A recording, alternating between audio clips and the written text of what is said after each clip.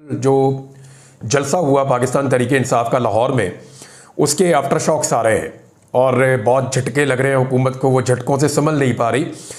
जो फ़ायदे हुए इस जलसे के वो मैं आपको बता देता हूँ। एक तो हुकूमत ये मानने के लिए तैयार नहीं है कि लोग निकले, लेकिन हमने देखा कि पूरे लाहौर में जगह जगह जलसे हो रहे थे। मिसाल के तौर पे रिंग रोड पे जब जलसा ख़त्म कर दिया गया, अंधेरा हो गया, लाइटें काट दी गई, उसके बाद रिंग रोड के ऊपर बहुत बड़ी तादाद में कारकुन इकट्ठे हो गए और बहुत देर तक, रात गए तक नारेबाजी होती रही।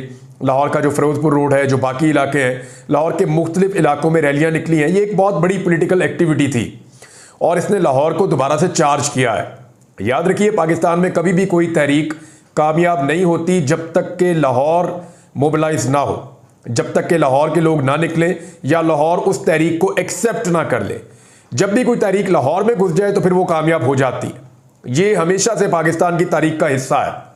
यानी करारदादे पाकिस्तान भी लाहौर में पेश की गई थी और तब से लेकर अब तक पाकिस्तान में सियासी सरगर्मियों का जो गढ़ है वो लाहौर रहा है।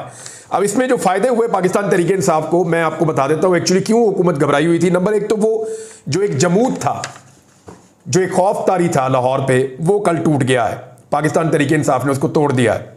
बड़े लंबे अरसे के बाद पीटीआई के झंडे, पीटीआई के लोग और जो है वो बैनर, पोस्टर्स, इमरान खान की तस्वीरें लोग उठाकर लाहौर में खुलेआम फिर रहे थे। नंबर दो ये है कि अब पाकिस्तान तहरीक इंसाफ बाकी पंजाब के अंदर भी जलसे कर सकेगी। लाहौर में पुलिस की सबसे बड़ी तादाद है और लाहौर की पुलिस सबसे ज़्यादा इक्विप्ड है और यहाँ पे जो है वो एक दौर में पीएमएलएन का गढ़ हुआ करता था, अब ये पीटीआई का गढ़ है। अगर यहाँ पे रोका नहीं जा सका तो बाकी ज़िलों में रोकना आसान नहीं होगा। अब पाकिस्तान तहरीक इंसाफ पंजाब की बाकी जगहों पे भी जलसे कर सकती है और एक मरतबा फिर ये साबित किया पाकिस्तान तहरीक इंसाफ ने 8 फरवरी के इलेक्शन के बाद कि आज भी लाहौर के लोग, पंजाब के लोग पाकिस्तान तहरीक इंसाफ के साथ खड़े हैं और फार्म 47 की जाली हुकूमत 8 महीनों में भी लोगों के दिलों में अपनी जगह नहीं बना पाई। फिर जो पाकिस्तान तहरीक इंसाफ की कुछ कंप्रोमाइज्ड लीडरशिप है, मैंने आपको नाम बताए भी हैं कि ये लोग हो सकता है कि आईनी तरमीम में हुकूमत के हक में वोट डाल दें और ये लोग ऐसी मशकूक हरकतें कर भी रहे थे। ये कोई 7-8 लोग हैं, इनके ऊपर भी प्रेशर जाएगा। प्रेशर ये जाएगा कि उनको आइडिया हो गया दोबारा से कि पब्लिक तो आज भी खड़ी है इमरान खान के साथ और अगर हमने इमरान खान को धोखा दिया तो हमारी और हमारे खानदान की सियासत तो बढ़ जाएगी। लिहाजा ये उनके ऊपर भी एक इम्पैक्ट गया है। दूसरा, पाकिस्तान की एस्टेब्लिशमेंट और आलमी एस्टेब्लिशमेंट दोनों में यह पैगाम गया है कि इमरान खान पाकिस्तान की सियासत में मुकम्मल तौर पर रेलिवेंट शख्सियत है और उनको इररेलिवेंट करना इस वक्त तो मुमकिन नहीं है, क्योंकि लोगों ने ऐसा लगता है कि इमरान खान को अपनी जिद बना लिया है। एक और जो चीज़ हुई वो ये कि अब सूबाई दारुल हुकूमत तो है लाहौर और अब इसके अंदर सियासी सरगर्मियां जो है वो चलेंगी, क्योंकि देखिए वकला पहले ही यहाँ पे अपनी तहरीक का आगाज़ कर चुके हैं। वकीलों की रैलियाँ निकलेंगी, सिविल सोसाइटी मैदान में आएगी, क्योंकि आने वाले दिनों में हुकूमत पंगा करने वाली है आईनी तरमीम का और ख़बरें ये आ रही हैं कि 15 अक्टूबर तक उनको हर हाल में आईनी तरमीम करनी है और उसके लिए अब नंबर पूरे करने हैं। नंबर पूरे करने के लिए मुमकिन है तहरीक इंसाफ की कुछ सीटें छीनी जाएं, कुछ तहरीक इंसाफ के बंदों को कायल किया जाए, कुछ एक जो है वो रिव्यू के अंदर केस लगाकर दोबारा 63A वाला कोशिश की जाए कि पीटीआई के बंदे वोट डालें तो उनका वोट काउंट हो जाए और फजलुर रहमान साहब के बंदे वोट डालें फजलुर रहमान की मर्जी के बगैर तो उनका वोट काउंट हो जाए। तो इस किस्म की कोशिशें की जाएंगी। तो लाहौर में क्योंकि अब तहरीक का माहौल बन गया है, वकला ने पहले बड़ा ज़बरदस्त में एक ताकत का मुजाहरा किया और अब एक जो अपोजिशन पॉलिटिकल पार्टी है उसने भी किया, थोड़े दिन पहले फजलुर रहमान साहब ने भी किया था। तो ये अब चीज़ें बड़ी खुलकर सामने आ रही हैं कि सूबाई दारुल हुकूमत जो है पंजाब का, वो पॉलिटिकल एक्टिविटीज़ का गढ़ बन जाएगा आने वाले दिनों में।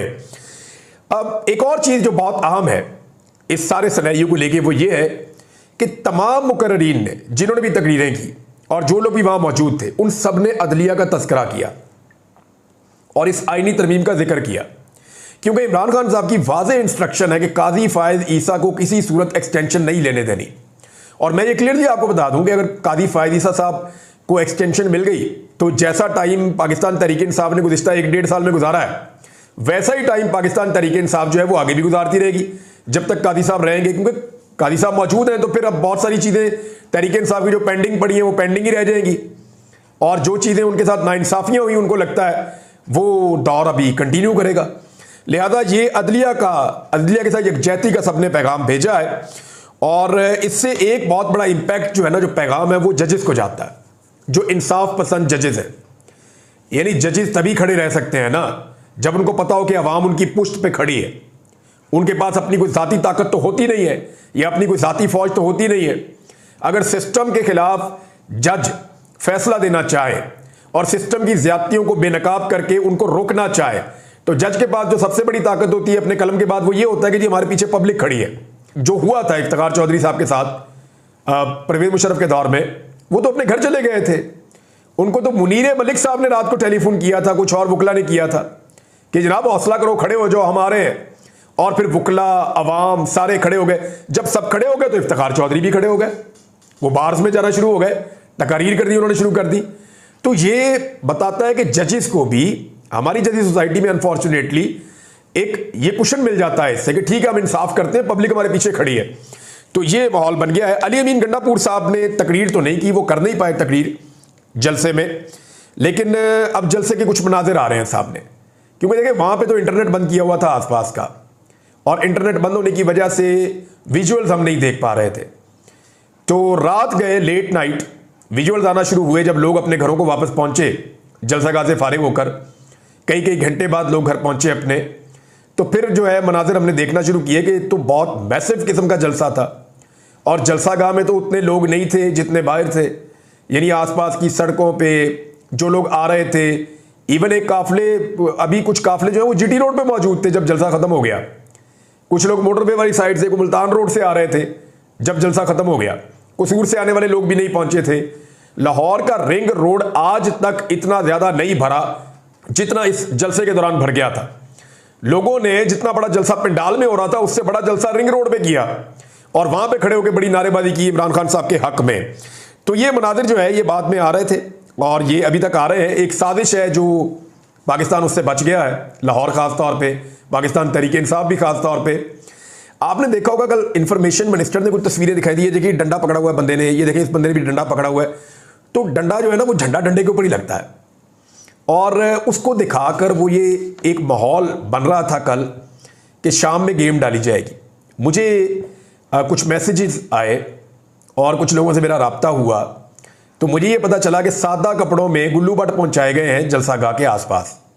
मैं आपको फिर बता रहा हूं, और ये मुझे मुस्तनद जर्नलिस्ट उन्होंने बताया।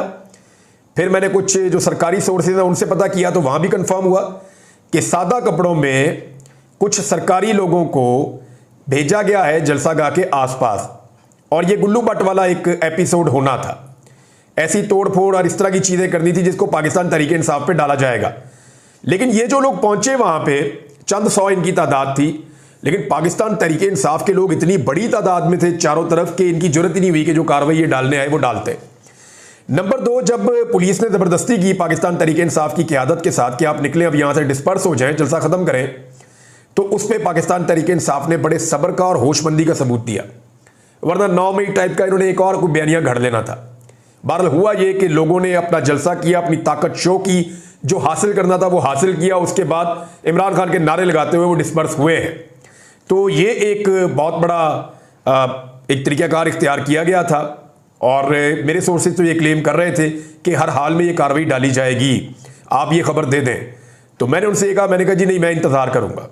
तो मैं इंतज़ार करता रहा, लेकिन कार्रवाई डालने का मौका नहीं मिला। इक्का दुक्का छोटे मोटे वाक़यात हुए हैं, लेकिन लोगों की तादाद इतनी ज़्यादा थी और तंजीम इतनी अच्छी थी पाकिस्तान तहरीक इंसाफ के नौजवानों की कि वो कार्रवाई डालने का मौका नहीं मिला। कार्रवाई डालने वाले यही सोचते रहे अगर हमने कुछ किया तो कहीं लोग हमें ही ना पकड़ लें कि तुम लोग कौन हो। और पाकिस्तान तहरीक इंसाफ के अंदर ये मैसेजेस चल रहे थे कि अपने आसपास नज़र रखें, जो मशकूक लोग हैं, जो तोड़ फोड़ करे, कि ऐसी हरकत करे तो उसको पहले से पकड़ के और उसका पता कराएं कि ये बंदा कौन है, और पुलिस के हवाले भी करें। बहरहाल ये जनाब आफ्टर शॉक्स आ रहे हैं जलसे के, और आते रहेंगे, क्योंकि PMLN तो बहुत बुरी तरह शॉक हो गई है। वजह यह है कि वो ये कर ही नहीं पाएंगे कभी। गोद में बैठ के तो नहीं होता ना, एक जेल में बैठ के, एक आदमी है वो जेल में बैठ के कामयाब हो रहा है, और ये लोग हैं ये गोद में बैठ के नाकाम हो रहे हैं। तो ये फर्क तो रहेगा, और एस्टेब्लिशमेंट को भी सोचना पड़ेगा कि हमने किधर इन्वेस्टमेंट कर दी है और कैसे नमूने हैं जिनको लाकर हमने मुसल्लत कर दिया है। कादी फायद ईसा साहब ने, मैंने आपको बताया था कि एक लेटर लिखा है, और कादी साहब का जो नोट है वो जरा मैं उसके अंदर, उन्होंने 9 सवालात उठाए, मैं आपको पढ़ के सुना दूं। हुआ ये कि जो जस्टिस मंसूर अली शाह साहब और जो दीगर 8 जजेज हैं, जब उन्होंने वजाहत दी इलेक्शन कमीशन ऑफ पाकिस्तान के भेजे हुए सवालात के जवाब में, क्योंकि इलेक्शन कमीशन ने पूछा ना कि जी कैसे अमल करना है, ये मखसूस नशिस्तों वाले फैसले पे हमारे चंद सवालात हैं, उनके जवाब दे दें। तो इलेक्शन कमीशन ने सवालात भिजवा दिए और उन्होंने जवाब दे दिए और वो एक वज़ाती नोट जारी कर दिया। अब ये जो वज़ाती नोट जारी किया सुप्रीम कोर्ट ऑफ पाकिस्तान के 8 जजेस ने, इसके बारे में सुप्रीम कोर्ट अपने मुख्तसर फैसले में पहले ही कह चुकी है कि जनाब अगर आपको कोई भी सवाल पूछना हो आप हमसे रुजू कीजिएगा, हम आपको जवाब दे देंगे। यानी जो मुख्तसर फैसला आया उसमें कहा गया था कि इलेक्शन कमीशन को या किसी भी फरीक को कोई प्रॉब्लम है, कोई बात समझ नहीं आ रही, तो आप सवालात हमें भिजवा दीजिए, हम 8 जजेस उनके जवाब आपको दे देंगे। तो इस तरह जवाब चला गया। लेकिन कादी फ़ायद ईसा साहब ने उस जवाब के ऊपर 9 सवाल उठा दिए। एक, उन्होंने क्या कुछ कहा। सवाल नंबर 1 है, इलेक्शन कमीशन और तहरीक इंसाफ ने वजाहत की दरखास्त कब दायर की? भाई ये जब दायर की थी तो सबको मिल गई, आपको क्यों नहीं मिली भाई साहब? नंबर 2, तहरीक इंसाफ और इलेक्शन कमीशन की दरखास्तें प्रैक्टिस प्रोसीजर कमेटी में क्यों नहीं भेजी गई? क्योंकि ये तय हो गया था फैसले में कि जो भी सवालात उठाए जाएंगे उनका जवाब दिया जाएगा, ना कोई नया बेंच बनना है, क्योंकि प्रैक्टिस एंड प्रोसीजर कमेटी जो है वो नए बेंच बनाने के ऊपर काम करती है। वो ये जो बाद में ज़िमनी सवाल आते हैं उनके जवाबों के ऊपर वो काम नहीं करती। इसका बेंच बना हुआ और उसका फैसला भी आया हुआ है। नंबर 3, मुतफर्रिक दरखास्तें काज लिस्ट के बगैर कैसे समाअत फिक्स हुई? काज लिस्ट केसेस की होती है। नंबर 4, क्या रजिस्ट्रार ऑफिस ने मुतअल्लिका फरीकैन और अटॉर्नी जनरल को नोटिस जारी किया? नंबर 5, किस कमरा अदालत या चैम्बर में दरखास्तों को सुना गया? भाई फरीकैन को नोटिस तो तब करते ना, और